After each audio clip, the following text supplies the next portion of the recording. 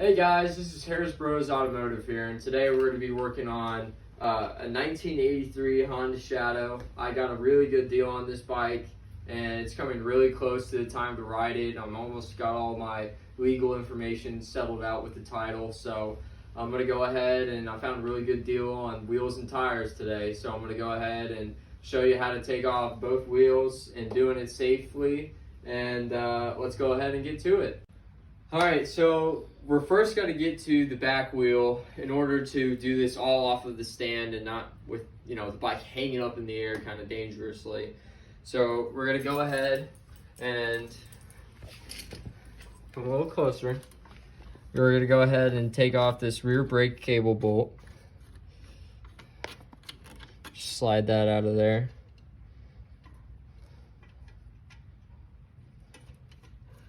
Then we're going to remove the torque link.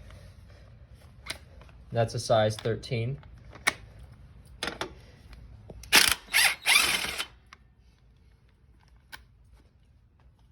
Then we're going to remove the axle pinch bolt. Then we're going to switch to then the actual pinch bolt's a 12 millimeter. Then we're going to switch to our 22, go on the other side, and remove our axle bolt. Then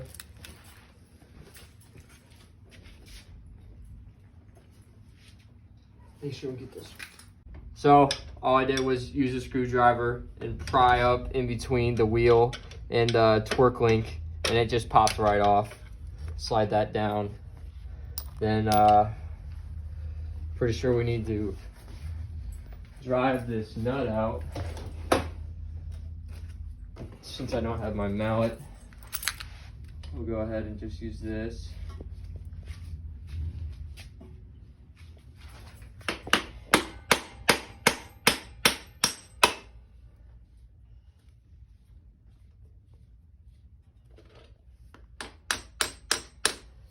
We should be able to pull it from the other side.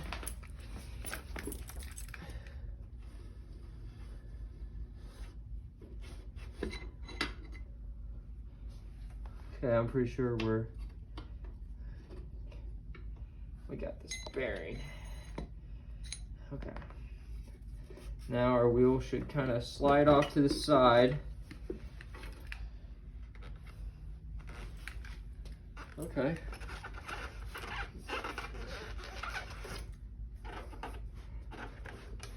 Okay.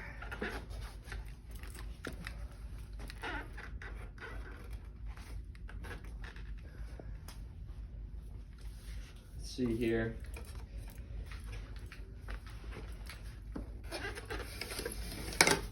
There we go. Just barely. That's okay. Getting a new license plate anyway. There we go. Got the rear wheel off. Now if we take this out, we should be able to look at our rear pads, and those pads look pretty good still. So all I'm gonna use is not a lot of brake dust in here either. So I'm just gonna clean this out with brake cleaner and add extra more grease to these bearings. And that's the rear wheel. All right, so as you can see, we got the rear wheel off, and it's underneath the bike just in case it falls.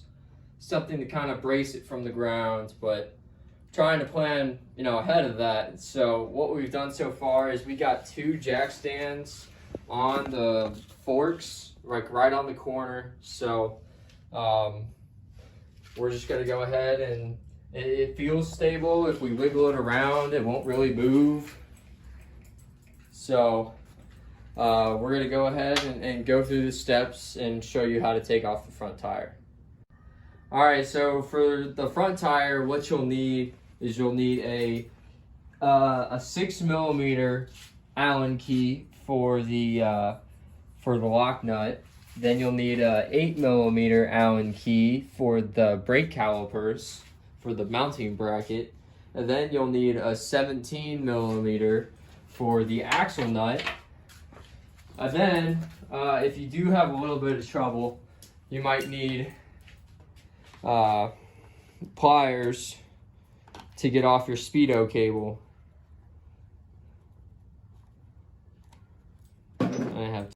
Alright, so what I'm doing is I'm just took off the caliper, as easy as that. Pads look pretty good, but I'm probably gonna have to go ahead and order new pads and discs, since that one was pretty bad. Yeah, better be safe than sorry.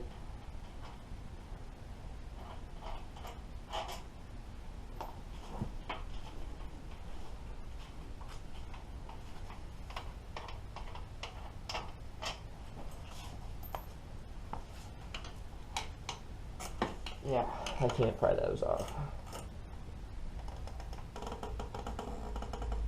Jeez.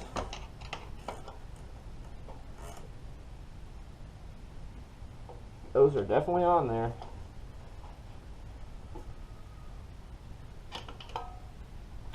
Rice?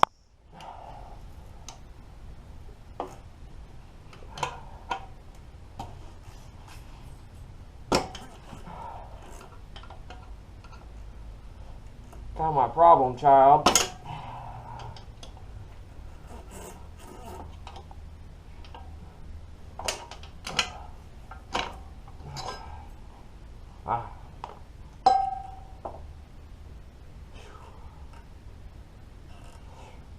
Probably just need to rebuild those pistons. Alrighty. Next we'll do the locking nut.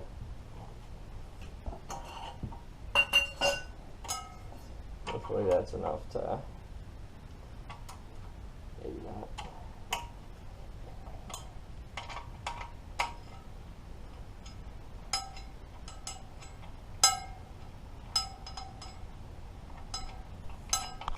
Alright. Nice and loose. Put our 22 on our impacts.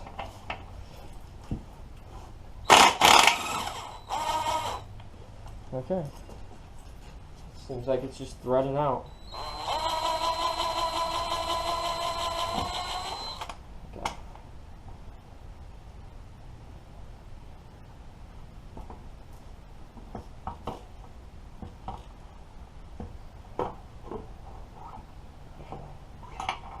There we go. And I know that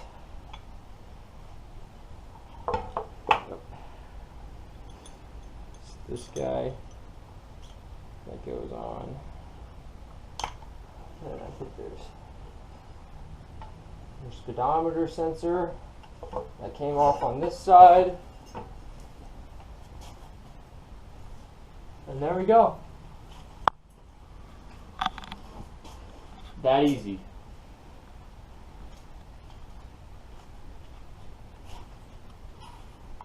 So yeah, that's dangerous. My birthday's coming up, so I got some extra money to get the tires done, so that shouldn't have been a question. If your tires are dry rotted ever so slightly, you need to replace them. This is a two-wheel vehicle instead of a car, so you won't really get much of a warning if your tire does blow out, especially from the sidewall.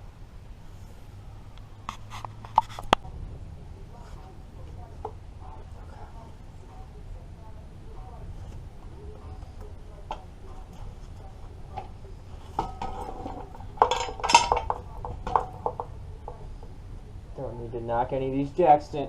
Oh. I was like, what just fell? Spacer came out. Put that spacer back in. There we go.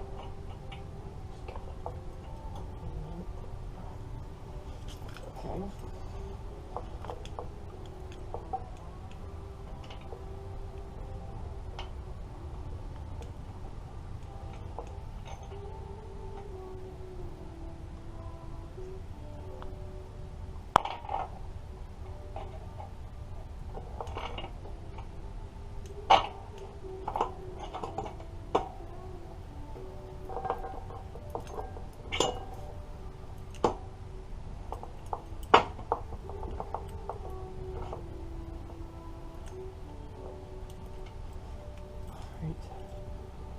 Just screwing it in on this side.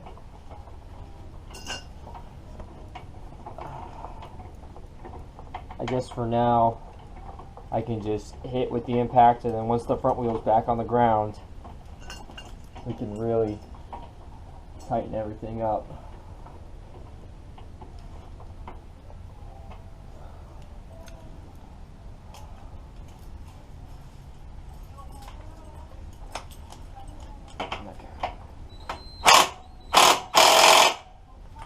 Don't want to go too crazy.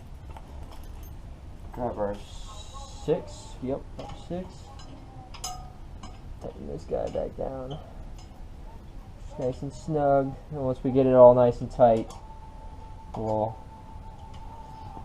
really go down on it.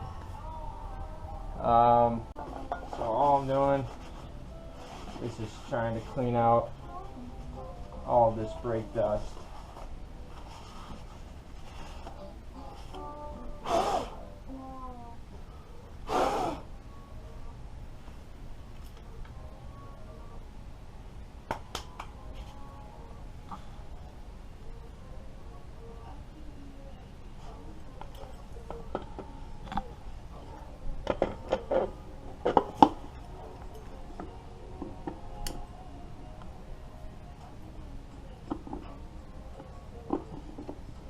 Okay.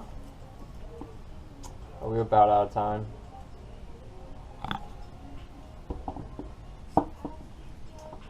Alright, we got some time left.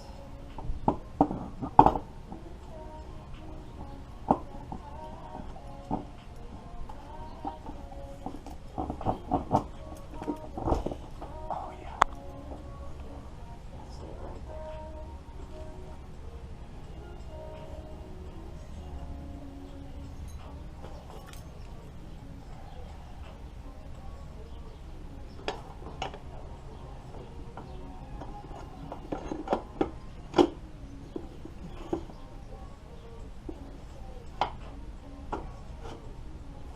Wow.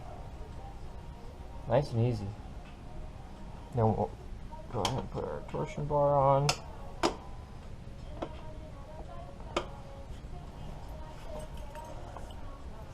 Throw this nut on the other side.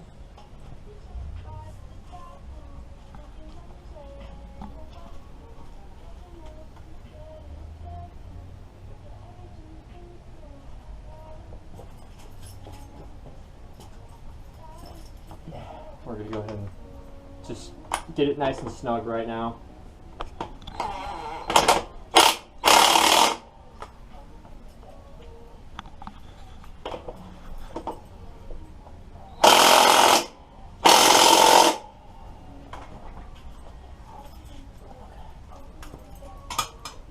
This next rear brake. 30 seconds. Not lose this piece. Show that piece. Yeah, this one. So you'll be in trouble.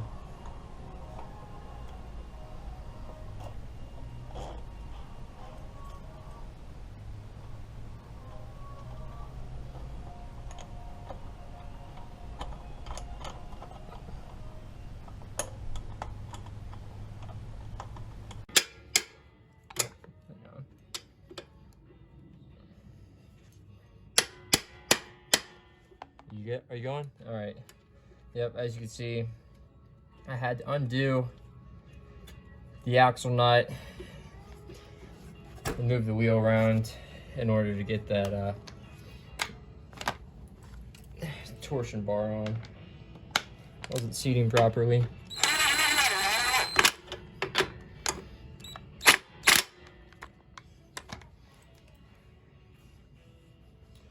Okay.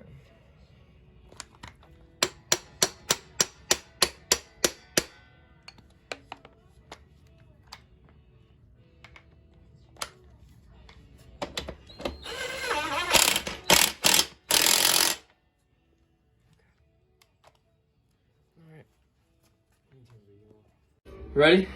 Alright, so looking up in the owner's manual, it said 58 foot-pounds is the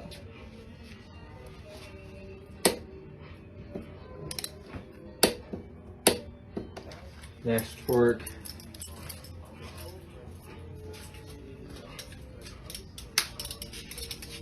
$17.